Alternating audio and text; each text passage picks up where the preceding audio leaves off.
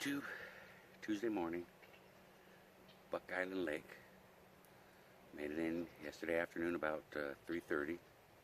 Not too bad. I think we broke camp and left about 6 o'clock, 6:30 in the morning. We didn't make it unscathed. It was quite a trip. Both trucks took some bumps and bruises. The Rubicon of the 2018 JL did really well. She's a little billy goat. That truck climbs over rocks, boulders. She really does well. I didn't have to get tugged or pulled off anything. We did have to winch Jen up one precarious spot, but it wasn't too bad. And the only reason we had to winch her up because there was a chance that she could flop, and we don't want to deal with that. So we made camp, had dinner, checked out the trucks. We got a few repairs. The 07 JK Skeletoad has she beat up her front tie rod and drag links pretty good. They got she must have run into a boulder and shoved them up into each other, so they're kind of binding. So she's having a very difficult time steering yesterday at late. Making it to camp was a bit of a chore because we probably only had less than a half a mile to go, but it took a lot of effort because of the steering issues Jen was having on the JK. I got them pretty much pried apart to get it this far and nurse it to camp, but we'll do a more significant look at it and repair, hopefully adjustment, get it better off. Also, we have to repair the fuse blew on the winch on the JK, so we gotta check that out.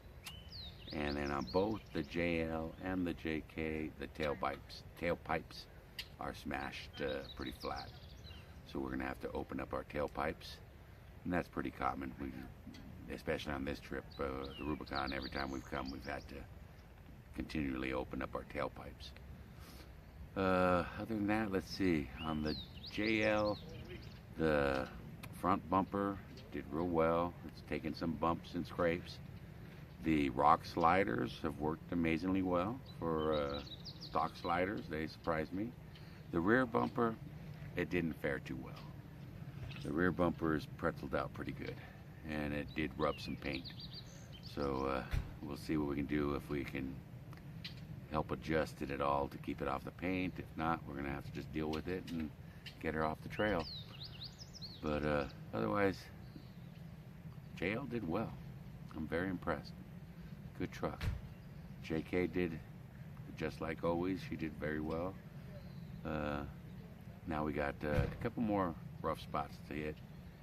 Some challenges, some tight spots between here and Rubicon Springs. I know there's a big boulder. We got to squeeze between a boulder and a tree. And generally, those are much easier in the two doors. The longer vehicles have a lot more trouble. We actually had a group ahead of us that had two Toyotas and a JKU, sorry. And they let us pass them because we were right on their butts. So they said, "Oh no, you guys go on ahead." The guy in the JLU or JKU, I think it was a 2013 JKU.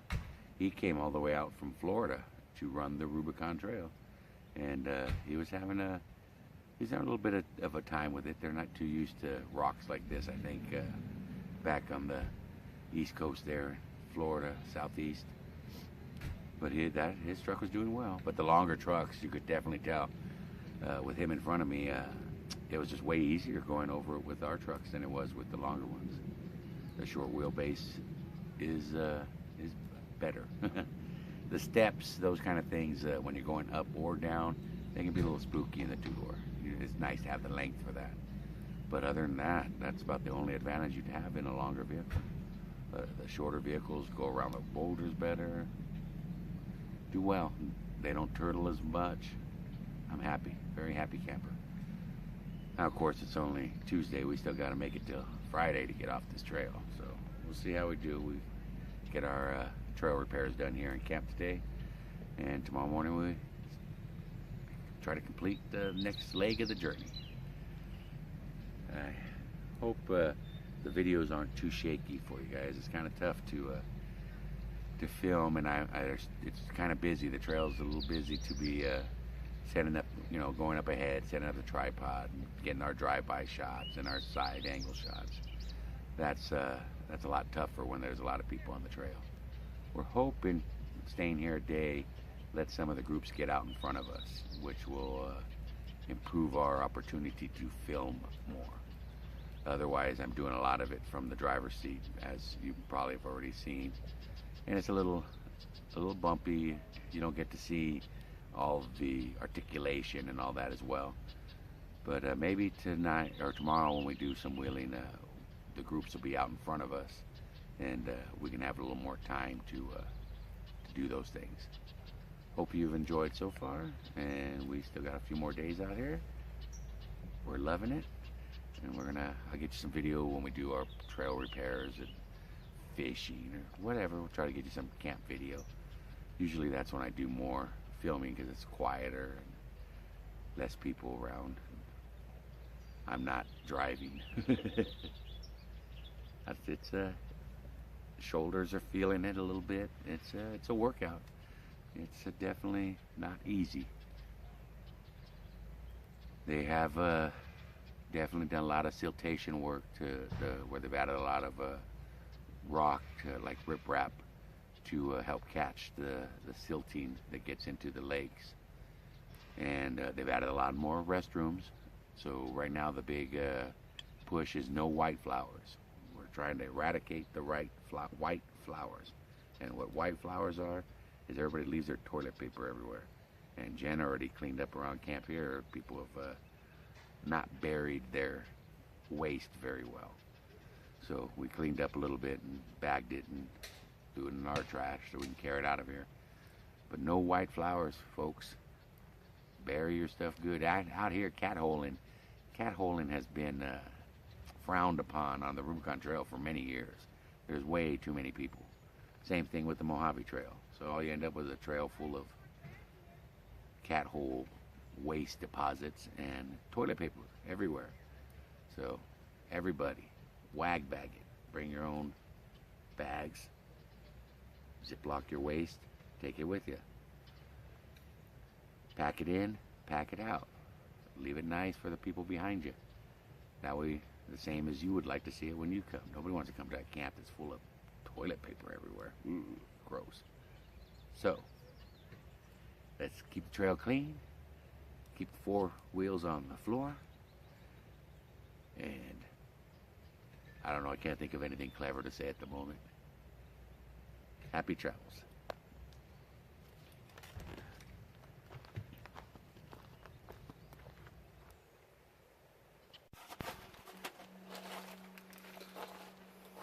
Alright, trail repair 1. We're going to go after this.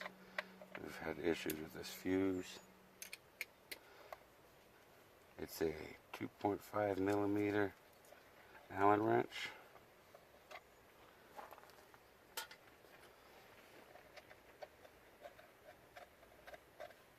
I've already done the other side.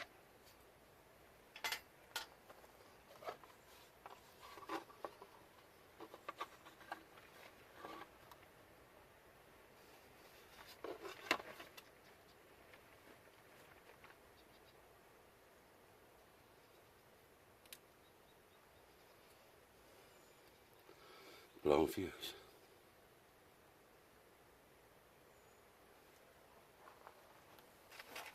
One of these. You just want to put one of those back, or you want to change it? I don't know. What do you think would be better? You find how many amps that other one is in there? Well, it's the same size as this one. This is.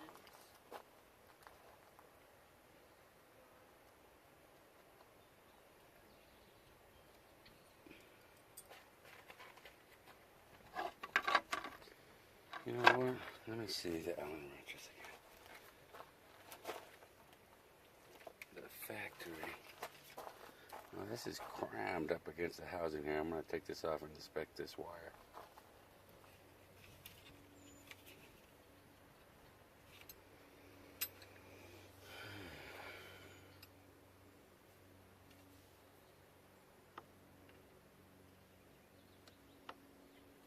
doesn't say amps. Amps? Huh? What doesn't say amps? It's on the metal. Yeah, I'm looking. It doesn't say amp. It just says 5A. it says 500 MA / 250 BP. What is that? Is it? 313.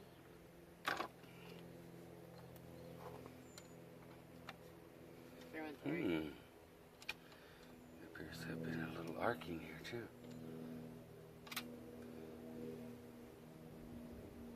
Alright, let's see.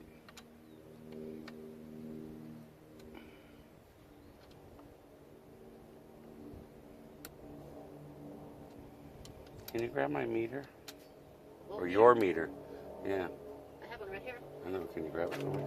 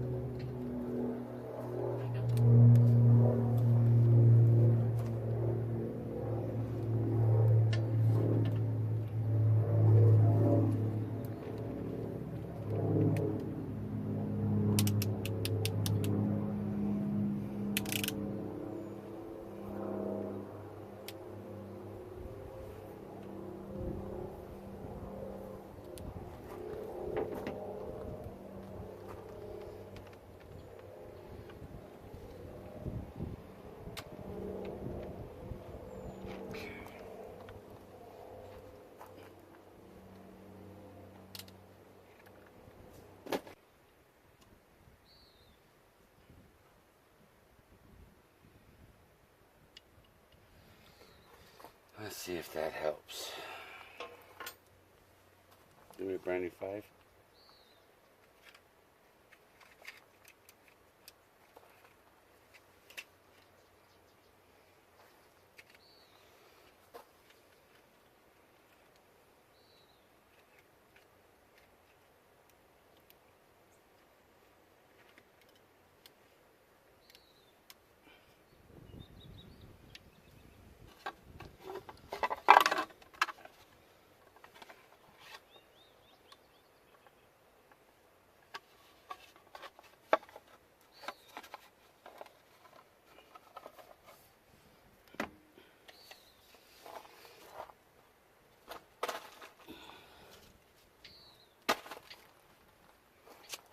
Go ahead and start your engine and bring your controller around. Go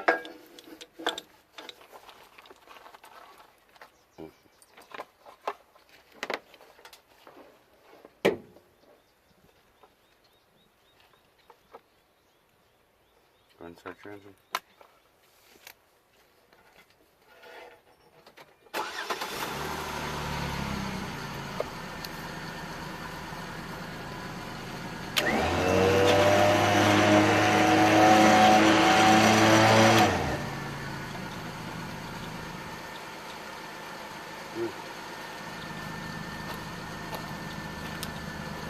Walk backwards.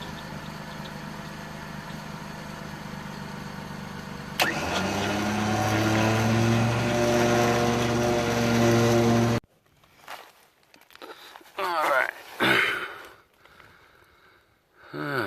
This side, not too bad. Cut the boot, so it's leaking a lot of grease. Other than that, it's nice and tight. Actually, the tie rod itself, I think, now that I got it back down, if I set it where it's at, it'll be alright. But if you can see, the drag link, and she had the tie rod crushed up. Everything was, I don't even know how she had it all bound up there. But it was all bound up in this corner. So I finally got the tie rod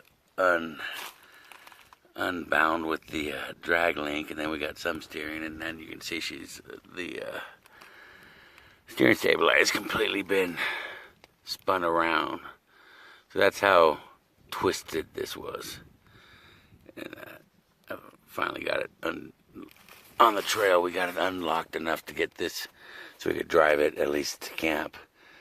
And it looks like she bumped, even bashed in and turned around her track bar dealio.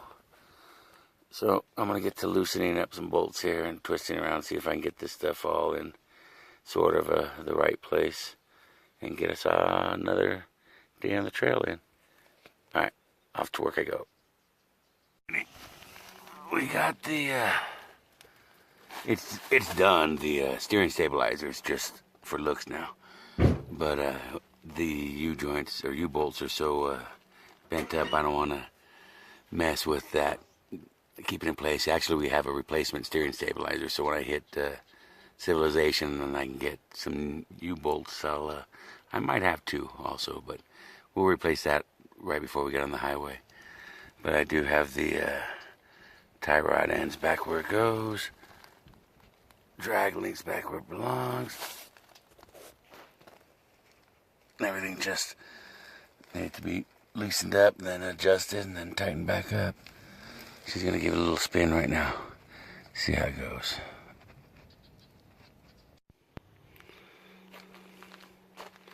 Another trail repair we have. The repeat offender. Jennifer must have clipped it on something because it is off. So we gotta fix that too. And then she bashed into a tree or something over here.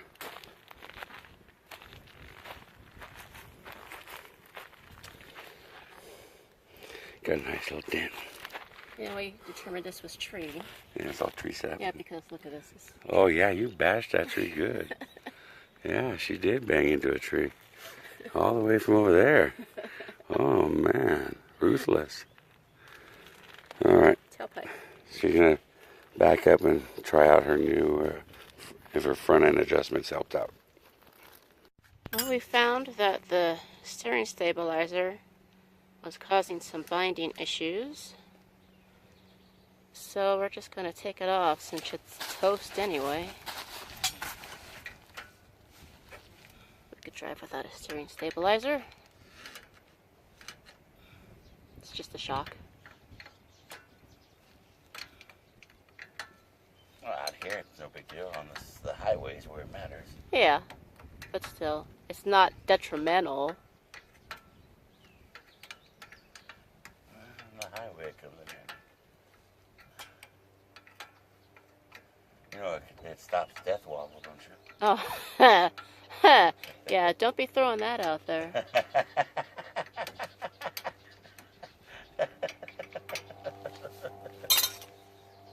This one, let's see, better days. But I do have a new steering stabilizer with me. I'm not going to put it on, though. I'll save that one till we get on the road. Right?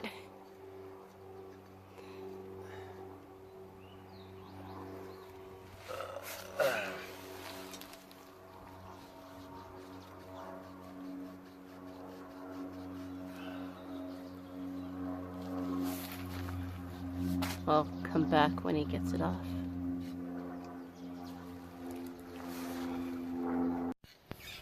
He's got it off.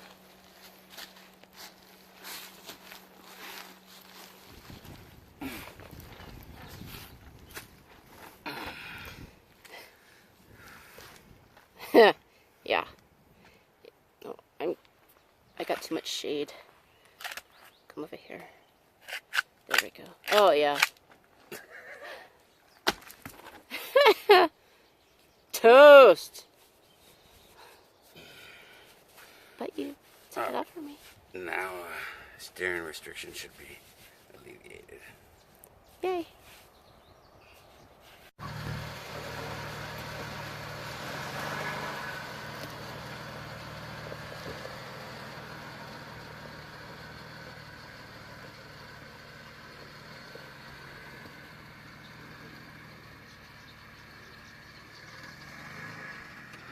Steering stabilizer is completely removed. See if she gets her steering back.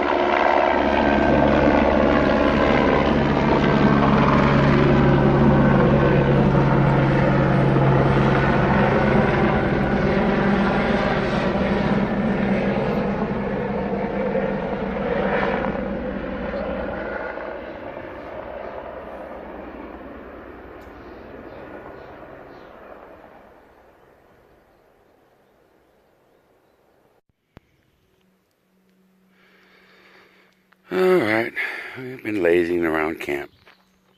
After repairing the front end, we have yet to get to the tailpipe. So we still have both tailpipes to do. But it's just been so peaceful here. I didn't want to ruin the noise, but my pelt, the sounds of nature with banging. I'll either bang them out in the morning or they'll probably make it to Rubicon Springs. Alright, let's do a walk around on Betty. You see I put that trailer hitch on there to help keep any rocks from catching my tire, so that way it would not damage the tailgate, which did work. But the bumper still caught some rocks. You can see, got some rubbing from the bumper on both sides. Of course, this side took a beating. This side's bumper, actually the bumper was bent down about 3 inches, then we hit another rock and bent it back up, so. But same thing, it rubbed paint too. Now, Betty, upper body so far, paint, everything good. Fenders, we scraped some fenders. The wheels have taken a beating too. The rock sliders have been working good. Here, let me get on the other side of the truck. I'll show you underneath it, all the scraping we did. Underneath Betty, you can see there's a lot of scraping going on.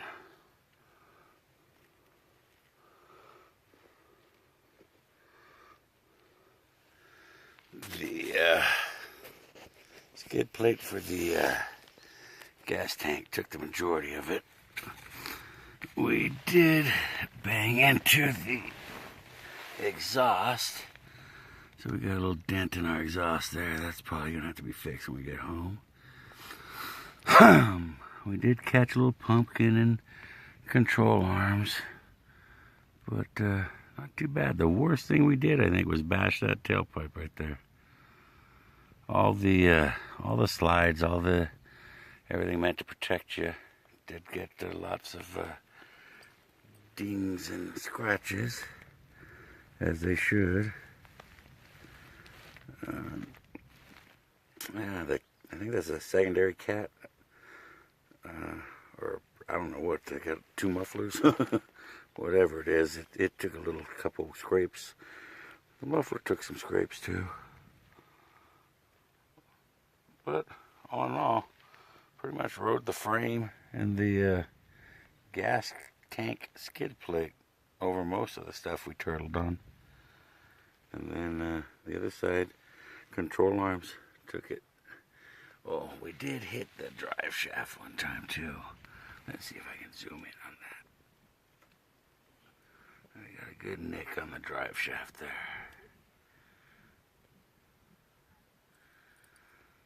So, she bounced around pretty good. Let's go look at the front bumper now. Alright, front bumper. It's pretty good on the top here. Definitely took some hits on the bottom though. Front skid plate. Did a lot of work. See the pumpkin there, got some nicks. Let's go this side over here.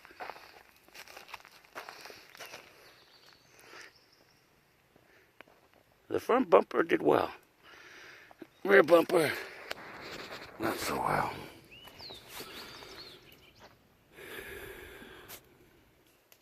There she is, Jennifer by the fire.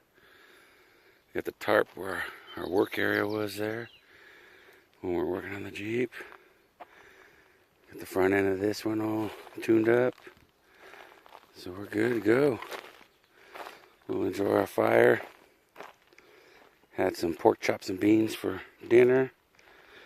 Having a little chocolate cake for dessert left over from Jennifer's birthday.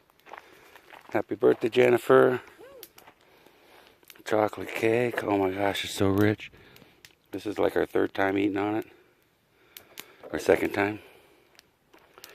All right, Jennifer and Ryder. Ryder.